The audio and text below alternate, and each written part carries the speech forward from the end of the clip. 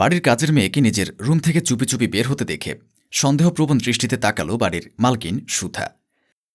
আজ নিয়ে অনেকদিন কাজের মেয়েটির এইরকম কাজ সুবিধার ঠেকছে না তার কাছে। কাজের মেয়ের সামনে গিয়ে দাঁড়ালো সুধা। কি ব্যাপার সুমাইয়া, তুমি প্রতিদিন এই সময় আমার রুম থেকে চোরের মতো বের হয়ে লুকিয়ে লুকিয়ে কোথায় যাও? সুধার প্রশ্নে ভ্যাবাচাকা খেয়ে যায় সুমাইয়া। ঘামতে থাকে রীতিমতো সে। কিছুটা তুতলিয়ে উত্তর দেয়, আসলে হয়েছে কি ম্যাডাম, স্যার আমাকে এই সময় প্রতিদিন আপনাদের রুম পরিষ্কার করতে বলে। তোর স্যার কোথায়? স্যার তো আমাকে কাজ করতে দিয়ে গোসল করতে চলে গেছে, আর আপনি ম্যাডাম আজকে এত তাড়াতাড়ি চলে আসলেন। সুধা বিরক্ত হয়ে তিক্ত গলায় বলে ওঠে, আমি আমার বাড়িতে কখন আসবো না আসবো সেটা আমার ব্যাপার, তুই প্রশ্ন করার কে? বাড়ির কাজের মেয়ে কাজের লোকের মতো থাকবি, এত প্রশ্ন করার সাহস কোথায় পাস? যা কাজ কর, আর আজকে রাতে এখানে থাকা লাগবে না, নিজের বাড়িতে ফিরে যা। সুমাইয়া সুধার বকা শুনে মনে মনে সুধাকে হাজার রকম গালি দিতে থাকল, আর মুখটা কালো করে সেখান থেকে চলে গেল। সারাদিন অফিস খেটে খুঁটে বাসে এসে এরকম জিনিস দেখলে যার তার মেজাজ খারাপ হয়ে যাবে। প্রায় কয়েকদিন ধরে সুধা খেয়াল করছে এই সময় এরকম ঘটে। সুধার মনে ওদের নিয়ে সন্দেহ তৈরি হয়। সুধা এত কিছু মাথা না ঘামিয়ে নিজের রুমে চলে গেল। সেখানে গিয়ে দেখতে পেল খাটের উপর বসে বসে সুধার স্বামী পরাগ আহমেদ নিজের চুল টাওয়াল দিয়ে পরিষ্কার করছে। সুধাকে দেখে কিছুটা থতমতো খেয়ে গিয়ে বলে ওঠে, কি ব্যাপার সোনা, আজ এত তাড়াতাড়ি বাসায় চলে আসলে যে? আর আসবে যে আমাকে আগে তো বলনি। আমার আসা যাওয়া নিয়ে হঠাৎ তোমরা পড়লে কেন? সমস্যা কি তোমাদের? আরে রাগ করছো কেন? তোমার তো সেই 9টা পর্যন্ত অফিসের ডিউটি, এই জন্য জিজ্ঞেস করলাম আর কি। শরীর খারাপ লাগছে নাকি তোমার? না, আমার কিছু হয় নাই। মা ফোন দিয়েছিল বড় ভাবি কিছুদিনের জন্য আমাদের বাসায় থাকতে আসবে, এই জন্য তাড়াতাড়ি আসলাম, ওনার জন্য রান্না করতে হবে। কেন, আবারও তোমার ওই মাতাল ভাই কি তোমার ভাবের সাথে ঝগড়া করেছে নাকি? মুখ সামলে কথা বলবে পরাগ, উনি আমার বড় ভাই, উনার সম্পর্কে তুমি এভাবে কথা বলতে পারো না। উনি তো বয়সে তোমার যথেষ্ট বড়, তাই তাকে সম্মান দিয়ে কথা বলবে, সে যাই করুক না কেন। আচ্ছা বাবা, তুমি রাগ করছো কেন? হ্যাঁ, আমি তো সবটা মজা করে বললাম। আমি কি কখনো আপত্তি করেছি? ভাবি বা তোমার মা এ বাসে আসলে শুধু শুধু চেতে যাচ্ছ কেন? আসলে কাজের প্রেশারে আমার মাথা ঠিক নেই, কখন কি বলে ফেলছি নিজেও জানি না। আচ্ছা তুমি বসো, আমি গোসল সেরে আসি, একসাথে খেতে বসবো। সুধা সেখান থেকে চলে যাওয়ার পর পরাগ দীর্ঘশ্বাস ছাড়ল। সে ভয়ে থাকে কখন না জানি তার সব সত্যি সুধার সামনে বেরিয়ে চলে আসে। কিভাবে লুকাবে সে? না পারছে সুধাকে ছাড়তে, আর না পারছে নিজেকে শুধরাতে। সন্ধ্যাবেলায় সুধার বড় ভাবি সিনথিয়া তাদের বাসায় চলে আসে। ভাবিকে দেখে মোটেও খুশি হয়নি সুধা, তবু মুখের মধ্যে মিথ্যা হাসির রেখা ফুটিয়ে তার সাথে কুশল বিনিময় করে।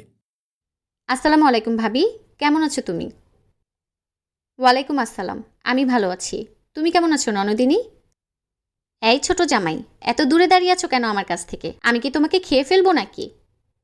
পরাগও খুব মিষ্টি হেসে ভাবির সাথে দুষ্টুমি সুরে বলে ওঠে, না গো বড় বউ, তুমি আমাকে কিভাবে খেতে পারবে? নাকি আমার তো মনে হচ্ছে আমি তোমাকে হেল্প করব, সেই ভয়ে তুমি আমার সাথে এভাবে কথা বলছো। সিনথিয়া সুধার বড় ভাই আসিফের বউ। পরাগের আর সিনথিয়ার এসব নোংরা দুষ্টুমি কখনোই পছন্দ হয় না সুধার। বড় ভাবি দেখে কিছু বলতেও পারে না সে। কিভাবে কি করবে ভেবে পাচ্ছে না, তবুও নিজের রাগ দমন করে তাদের উদ্দেশ্যে বলে, সব কথা কি তোমরা এখান থেকেই বলবে? ভাবি কতটা পথ জার্নি করে এসেছে, তাকে একটু বিশ্রাম নিতে দাও। আগামীকাল শুক্রবার আছে, আমরা কোথাও যাচ্ছি না, তিনজন একসাথে বসে আড্ডা দিব তাহলে। সুধার প্রস্তাবটা যে সুধার বড় ভাবি সিনথিয়ার কোনো রকম পছন্দ হয়নি তা তার মুখ দেখে বুঝতে পারে সুধা। আর ভাইয়ের সাথে ঝগড়া করে যে কেন তার বাসে আসতে হবে সেটা ভেবে পায় না সুধা। মহিলার তো বাপের বাড়ি আছে, সেখানে না গিয়ে ননদের বাসায় কেন আসে এই ব্যাপারটা সে বুঝে না। কাজের চাপে সবকিছু খেয়াল রাখতে পারে না সুধা। আচ্ছা, নিজের রুমে গিয়ে রেস্ট করুন ভাবি, পরে কথা হবে। আমার আবার হালকা কাজ আছে, আমি বের হচ্ছি। পরাগ কোথায় যেন চলে যাচ্ছে তা সুধা জানেও না, তবুও তাকে আটকাল না। এই ভেবে যে যতক্ষণ বাড়ির বাইরে থাকবে তার ভাবি থেকে দূরে থাকবে। পরাগ চলে যাওয়ার পর সুধা তার ভাবিকে জিজ্ঞেস করে, আচ্ছা ভাবি, আমার ভাইয়াকে নিয়ে তোমার সমস্যা কোথায়? তোমাদের এত ঝগড়া করার কারণ কি? আমার বাচ্চা হচ্ছে না, এটা কি আমার সমস্যা? তোমার ভাইয়ের সমস্যা, কিন্তু তোমার মা আর ভাই সেটা বিশ্বাস করে না। তারা আমার উপর দোষ চাপিয়ে প্রতিনিয়ত নানান অত্যাচার করে যাচ্ছে। আমিও কতক্ষণ সহ্য করব এসব? সুধার কোনোভাবে কথাটা বিশ্বাস হল না, কারণ সুধা জানে তার মা আর ভাই কেমন। সিনথিয়া আর আসিফের বিয়ে হয়েছে আজ থেকে 15-16 বছর আগে। এই 15-16 বছরে সিনথিয়ার বাচ্চা না হওয়ার কারণে কখনো তাকে কোনো কটু কথা শোনায়নি। সুধার মা এবং ভাই উল্টো সিনথিয়াকে বুঝিয়েছে একটা বাচ্চা দত্তক নিতে, কিন্তু সিনথিয়া অন্যের বাচ্চা দত্তক নিতে রাজি না। থাক, ভাইয়ার মনে হয় মাথা গরম ছিল। তুমি কিছু মনে করো না ভাবি, যাও রেস্ট নাও, আমি তোমার খাবারের ব্যবস্থা করছি। গভীর রাতে সুধার পানি তৃষ্ণা পেল। তখন ঘুম থেকে জেগে উঠে পাশে হাত দিয়ে দেখে পরাগ বিছানায় নেই। ঘুম পুরোপুরি কেটে যায়। তবে উঠে পাশ থেকে ঘরের লাইট জ্বালিয়ে ওয়াশরুম চেক করে দেখে ওয়াশরুমেও কেউ নেই। কিছু একটা ভেবে ড্রয়িং রুমে গিয়ে দেখে সেখানেও নেই। ড্রয়িং রুম থেকে নিজেদের রুমে ফিরবে, তখন কি মনে করে যেন তার ভাবির রুমের পাশে গেল। গিয়ে দরজায় হালকা ফাঁক করে যা সে দেখল তা সে আগেই কল্পনা করেছিল। এমন কিছু ঘটছে তার অগোচরে। সিনথিয়া আর পরাগের কিছু কথোপকথন সুধার কানে আসে। সুধা বুদ্ধি করে নিজের মোবাইলের ব্যাক ক্যামেরা অন করে ভিডিও শুরু করল। আপনি আমাকে এত রাতে নিজের রুমে কেন ডেকেছেন? ভাবি, আমি আপনাকে কিছুদিন আগেও বলেছি যে আমি আপনার সাথে কোনো রকম সম্পর্ক রাখতে রাজি না। আমি সুধাকে প্রচণ্ড ভালোবাসি। ও যদি আমাদের সম্পর্কের কথা জানতে পারে তাহলে কখনোই আমার সাথে সংসার করবে না। সুধা যদি তোমার ভালোবাসা হয় তাহলে আমি কে? আমার সাথে এতদিন কি ছিল? শুধুমাত্র নিজের শারীরিক চাহিদা মেটাতেই আমাকে ব্যবহার করেছিলে? নাটক কম করবেন ভাবি। আমি আপনাকে প্রথমেই বলেছিলাম আমি শুধু সুধা ছাড়া অন্য কোনো মেয়ের প্রতি আসক্ত হতে পারি না। যত যাই হোক, আপনি নিজে এসেছিলেন আমার কাছে, তাই এখন আমার কাছে এত কিছু আশা করবেন না। মন দিয়ে নিজের সংসার করুন, না হলে নিজের রাস্তা মাপুন। এটা বলতে পারো না পরাগ, আমি তোমার বাচ্চার মা হতে চলেছি। এখন আমি কি করব? আসিফ যে বাবা হতে পারবেন না সেটা সবাই জানে। কোনোভাবে যদি জানতে পারে আমি প্রেগনেন্ট, তাহলে কি হবে বুঝতে পারছো তো তুমি? পরাগ সিনথিয়ার কথায় ডোন্ট কেয়ার ভাব নিয়ে বলে ওঠে, আপনার বাচ্চা আপনি বুঝুন, এটা যে আমার বাচ্চা তার কোনো প্রমাণ আছে? আপনি যদি নিজের ননদের সাথে এসব করতে পারেন তাহলে অন্য কারোর সাথে যে করেননি তার নিশ্চয়তা কি? থাক, তাই নিজের কাজ নিজে করুন। আমাকে এইসব ছোটোখাটো বিষয়ে জড়াবেন না, তাহলে কিন্তু ফলাফল আপনার জন্য ভালো হবে না, বলে দিলাম। আমার বিয়ের 15 থেকে 16 বছরের মধ্যে আমি এই প্রথম মাতৃত্বের স্বাদ পেয়েছি। আমি কিভাবে বাচ্চাটাকে খুন করব তুমি বলো? পরাগ কিছুতে সিনথিয়ার ইমোশন বোঝার চেষ্টা করছে না। এই বাচ্চার পরিচয় যদি জানাজানি হয়ে যায় সুধা তাকে ছেড়ে চলে যাবে, এটা তো কিছুতেই হতে পারে না। সুধা নিজের মোবাইল রেকর্ডিংটা অফ করে তা দুজন মানুষের নাম্বারে সেন্ড করে দিল এবং কালকে তার বাসায় চলে আসতে বলে কান্না করতে লাগল। ভালোবেসে বিয়ে করেছিল পরাগকে, নিজের পরিবারকে খুব কষ্টে মানিয়ে নিয়ে এরপর পরাগকে বিয়ে করেছিল।